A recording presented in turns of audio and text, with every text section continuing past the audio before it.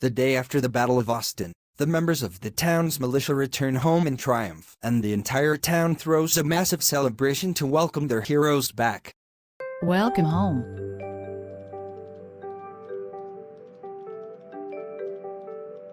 I trust everything went smoothly in our absence. About as smoothly as you might expect with a dozen screaming kids here. I'm kidding. James, Whitney, Deborah and I handled everything well enough. I have to admit that nothing could have prepared me for what I faced this past week. But I did what I felt was necessary. You have certainly proven yourself a man of integrity, both as a business owner and as a mayor. Even as your competition, I always respected you. More so now than ever. Uncle Wayne, I'm so glad you are safe.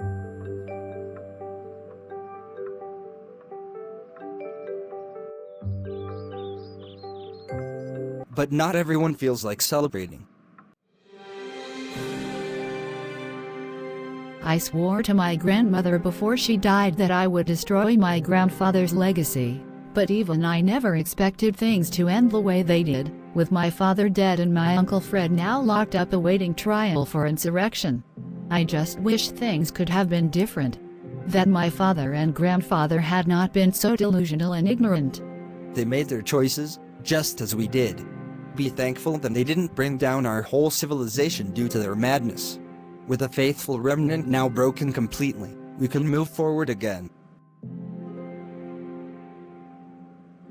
We just have to accept that the old values that we grew up with won't work for the younger people and were likely never just to begin with. Yes.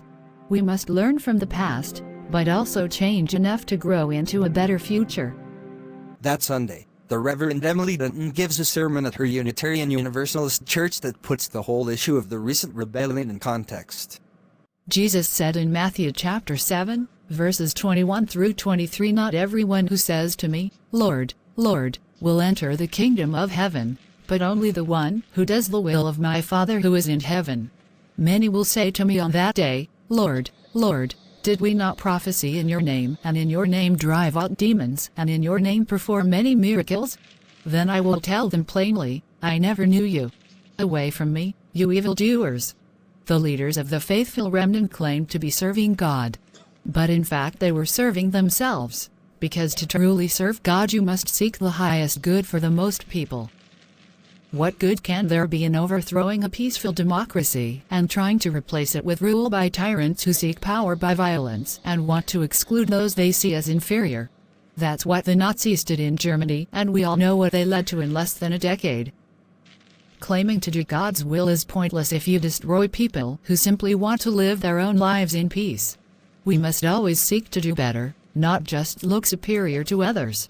Even as an atheist, that is a teaching from the Bible I can get behind. Absolutely. Obey the golden rule with regards to everyone and you won't go wrong. The end. Maybe.